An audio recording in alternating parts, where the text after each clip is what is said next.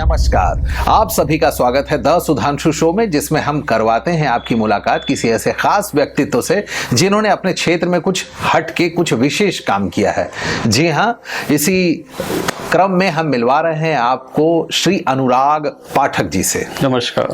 तो अनुराग पाठक जी क्या हैं और क्यों है खास हम सभी के लिए, इसके लिए हम आपको बता दें कि पहले तो हमारे साथ एक समस्या जुड़ी रहती है।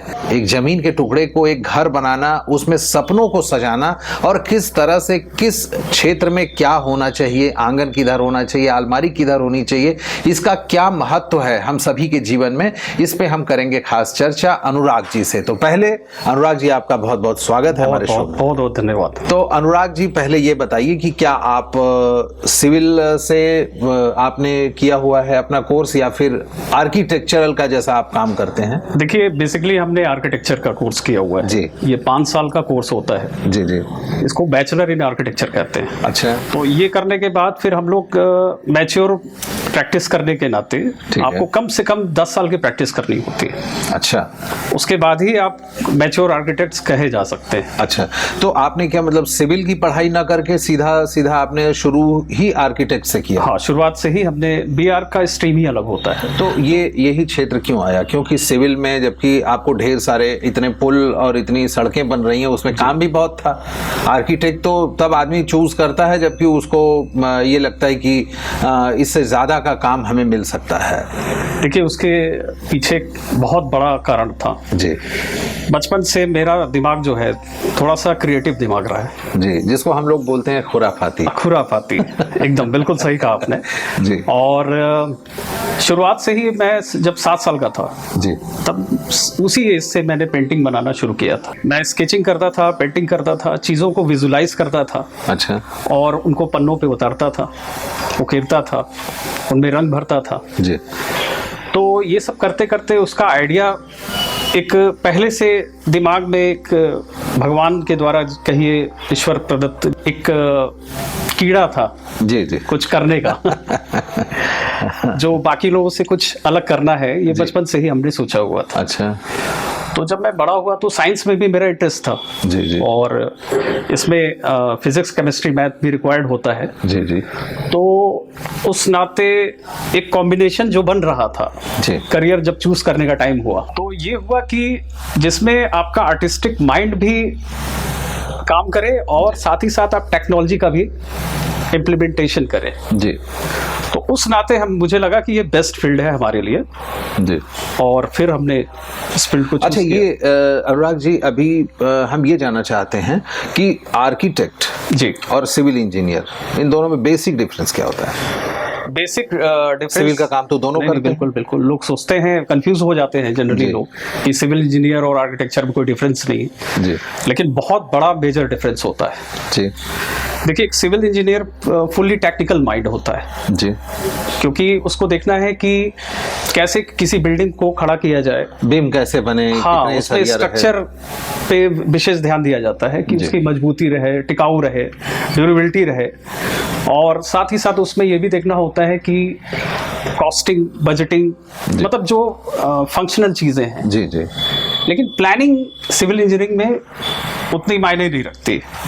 आपको बेसिकली स्ट्रक्चर पे ज्यादा ध्यान देना होता है जी। और सिविल इंजीनियर को सॉइल की बेयरिंग कैपेसिटी टेस्ट करना होता है जी, वो देखना होता है कैसे है, तो उस हिसाब से वो लोग स्ट्रक्चर डिजाइन करते हैं। अच्छा अच्छा अच्छा। तो सिविल इंजीनियर का ये काम है, और सुपरविजन वगैरह ये सारी चीजें।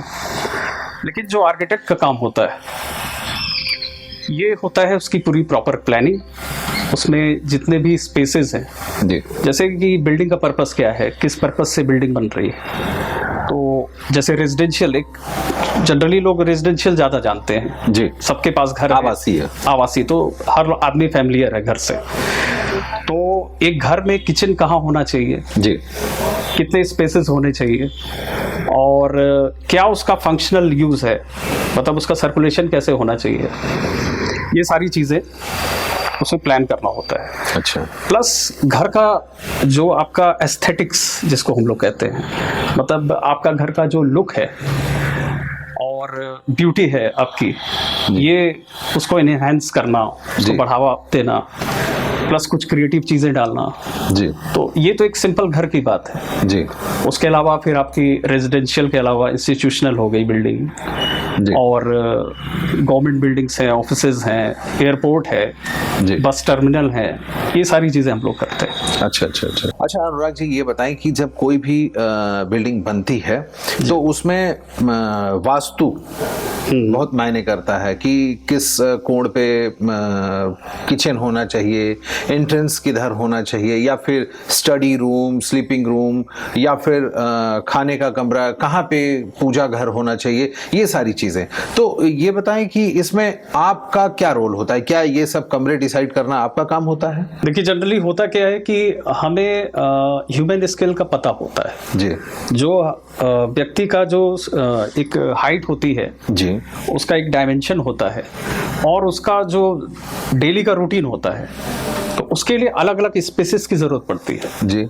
एक कवर्ड स्पेस की जरूरत पड़ती है जिसको हम लोग मकान कहते हैं या कोई बिल्डिंग कहते हैं। उस कवर्ड स्पेस का आपस में इंटरलिंक कैसा होना चाहिए जिससे उसका जीवन शैली जिसको आप कहते हैं लाइफस्टाइल, वो आसान हो सके, एफिशिएंट हो सके और कंफर्टेबल हो सके। तो उस हिसाब से हम लोग को हर एक डायमेंशन मालूम होती है कि किस चीज़ के लिए कितना डायमेंशन आपको प्रोवाइड करना है, कितने लोगों की कैपेसिटी के लिए आपको वो स्पेस क्रिएट करना है। जैसे कमरा हो गया, एक बेडरूम हो गया, एक टॉयलेट हो गया, किचन हो गया, तो ये सारी चीज़ें उस हिसाब से हम लोग। अब जैसे मान लीजिए अगर हम एक छोटा सा एग्जांपल हम आपको दे रहे हैं कि जैसे मान लीजिए एक 1000 स्क्वायर फीट का अगर एरिया है जी, तो उसमें अगर हम बनवाना चाहें, नॉर्थ फेसिंग अगर प्लॉट है हमारा, तो किस तरह से अगर बने वो घर तो ज्यादा अच्छा, उसमें वास्तु का दोष कोई ना आए? बिल्कुल बिल्कुल। आपने अब आप थोड़ा सा डिटेल में अब जा रहे हैं हम लोग इस टॉपिक पे। तो देखिए वास्तु का बहुत बड़ा रोल होता है जी। आप कोई भी स्पेस प्लान करते हैं जी, तो वास्तु का देखिए बेसिक रोल क्या है। हमारे शास्त्रों में जो चीजें हमारे ऋषि मुनियों ने लिखी हैं जी, तो वो ऐसे ही नहीं लिख दिया है, वो रिसर्च करके उन्होंने प्रॉपर लिखा है। और हमारे देश का जैसा क्लाइमेट है, उस क्लाइमेट का उस घर पे जो इम्पैक्ट पड़ता है, जो प्रभाव पड़ेगा, वो वास्तु से रिलेट किया जा सकता है। वास्तु में वही सारी चीजें हैं और टेक्निकल लोग उसको अलग ढंग से समझते हैं, नॉन टेक्निकल लोग उसको अलग ढंग से समझते हैं। तो जैसे कि आपने चर्चा की कि अगर नॉर्थ फेसिंग घर है जी, नॉर्थ फेसिंग धन की दृष्टि से बहुत अच्छा होता है। अगर आप कोई बिजनेस कर रहे हैं जी, तो आपका अगर नॉर्थ फेसिंग घर है तो बहुत अच्छा माना जाता है। और इंडिया का जो क्लाइमेट है, यहाँ थोड़ी सी गर्मी होती है साल भर, ठंड के मौसम मुझे लगता है कि 2-3 महीने 4 महीने ही बस होते हैं, बाकी 8 से 10 महीने जो है गर्मी पड़ती है। तो यहाँ के क्लाइमेट के हिसाब से प्लस अर्थ का एक रोटेशन होता है जी, ठीक है, तो उससे इलेक्ट्रोमैग्नेटिक फील्ड जनरेट होती है, तो उसका भी प्रभाव आपके ऊपर पड़ता है। तो वास्तु में यही सारी चीजें रिलेट करके उनको कैसे सही ढंग से आपको जितने भी स्पेसेस हैं उसको कैसे अरेंज करना है, वो वास्तु में पूरा डिटेल में डिस्क्राइब किया गया है। अच्छा अच्छा। तो उसको हम लोगों ने स्टडी किया वास्तु को, और प्लस हम लोगों ने क्लाइमेटोलॉजी को भी स्टडी किया। तो हमने ये पाया कि क्लाइमेटोलॉजी और वास्तु दोनों एक ही चीज है। तो अब जैसे आपका नॉर्थ फेसिंग घर है जी, तो अगर आपका ऑफिस है तो घर के फ्रंट में ही आना चाहिए, ठीक है, नॉर्थ फेसिंग होना चाहिए, क्योंकि वो कुबेर का स्थान होता है। अच्छा। नॉर्थ। और जल का भी वही जैसे पंच तत्व होते हैं आपके, अग्नि, जल, वायु, आकाश, पृथ्वी जी, तो उस हिसाब से पंच तत्वों का भी पूरा एक कैसा हमारे शरीर पर प्रभाव पड़ता है। हमारे जो शरीर में भी पंच तत्व हैं जी, तो उन तत्वों का बाहरी जो सराउंडिंग तत्व हैं उनसे, उन पंच तत्वों से क्या कॉम्बिनेशन बनना चाहिए, ये वास्तु में रिलेट किया जाता है जी। अगर नॉर्थ फेसिंग है तो आपका जल का स्रोत भी नॉर्थ की तरफ होना चाहिए, थोड़ा सा पूरब की तरफ होना चाहिए। तो इससे आपके घर में धन की और जो संसाधन है उसकी कभी कमी नहीं होती है। अच्छा जी। और अगर अभी आपने दिशा की बात बताई कि उत्तर नॉर्थ फेसिंग अगर घर रहे तो उसमें पैसे की दिक्कत उतनी नहीं होती है, तो क्या हर दिशाओं का अपना अपना एक बिल्कुल महत्व है। और जैसे कि बेसिकली मैं आपको बताना चाहूँगा जी कि एक आम आदमी घर अगर बनाने जा रहा है जी, तो उसको किन किन बातों का ध्यान रखना चाहिए जी वास्तु के रिगार्डिंग। जी, सबसे पहले तो उसको ये देखना चाहिए कि हमारा घर कौन से फेसिंग है, ठीक है, हमारा प्लॉट कौन सा फेसिंग है, ठीक है। अगर उत्तर फेसिंग है या दक्षिण फेसिंग, मतलब कोई किसी न किसी दिशा में तो आएगा ही आएगा।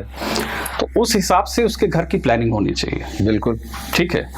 और घर के जो इम्पोर्टेंट स्पेसेस हैं उसमें सबसे इम्पोर्टेंट है किचन। ठीक। आप कहेंगे किचन कैसे हो गया?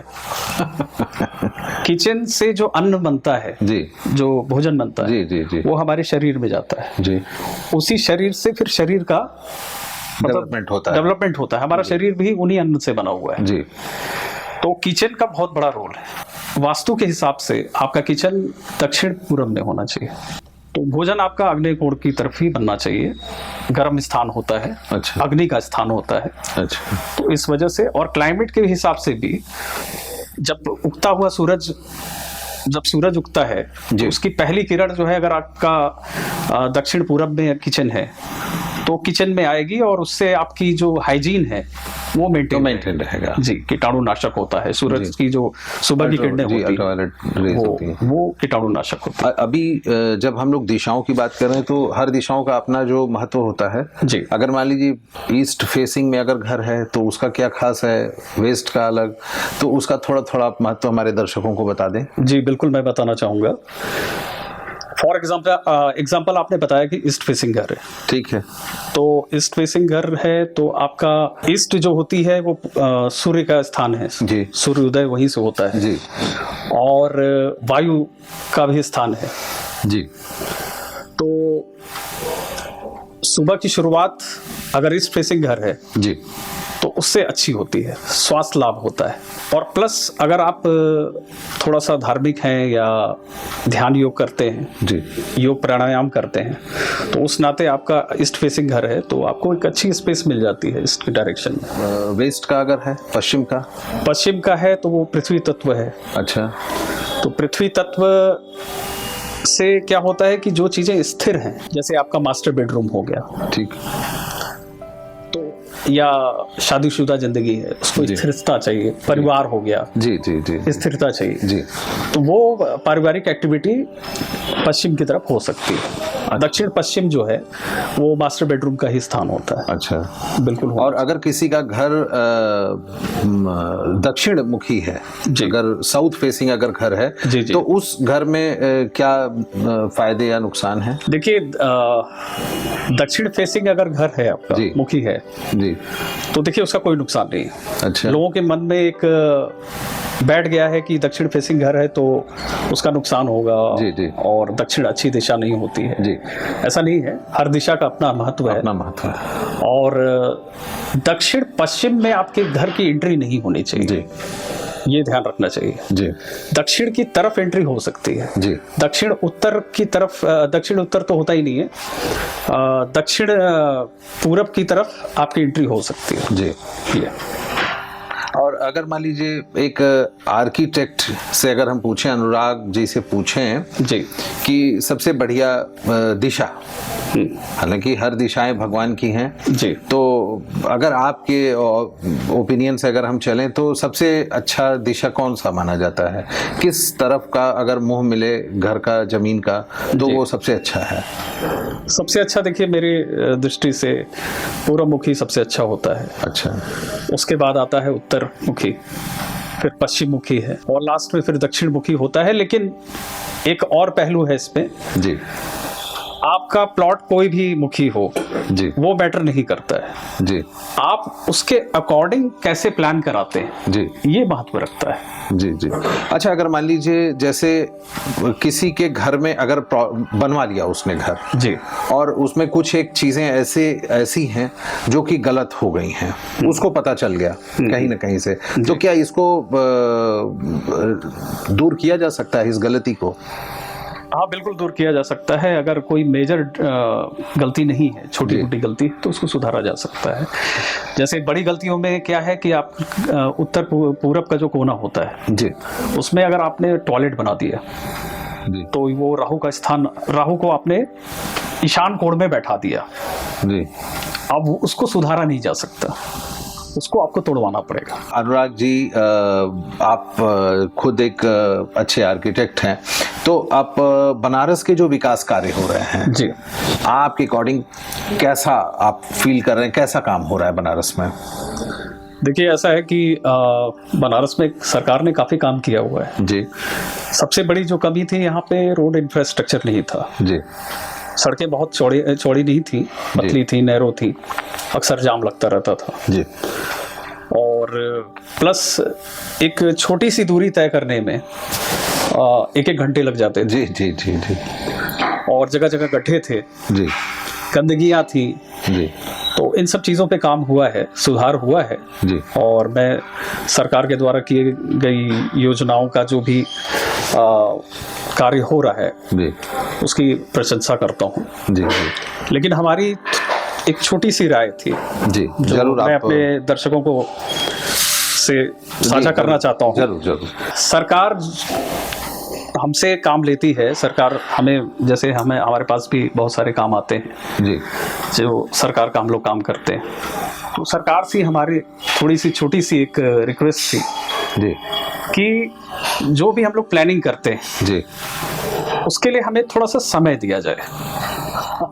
बहुत कम समय दिया जाता है और बड़े बड़े प्रोजेक्ट्स होते हैं जी, और बहुत बड़े बड़े प्रोजेक्ट आप देख ही रहे हैं कितना कार्य हो रहा है। जी, तो उसके लिए मुझे लगता है कि बहुत मैच्योर प्लानिंग होनी चाहिए। जी, जी। उसमें फिजिबिलिटी भी देखना चाहिए कि वो प्रोजेक्ट पूरा होने पे उसका क्या लाभ मिलेगा या फिर उसमें क्या क्या मिस्टेक हो सकते हैं, तो इन सब चीज़ों का ध्यान रखना होगा और इसकी प्रॉपर एनालिसिस करनी चाहिए, तब वो प्रोजेक्ट शुरू करना चाहिए। अच्छा जी। वैसे हमारे माध्यम से उन लोगों तक भी ये बात जाएगी।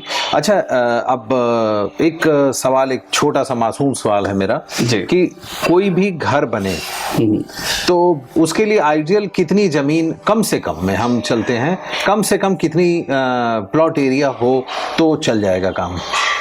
देखिए, एक आइडियल जमीन तो देखिए कुछ ऐसा होता नहीं। जी जी जी। वो डिपेंड करता है कि आपके परिवार में कितने लोग हैं, कितने लोगों के रहने के लिए वो घर। 4 लोग अगर हैं घर में, 4 लोग हैं तो आपको 2 बेडरूम चाहिए जी मिनिमम।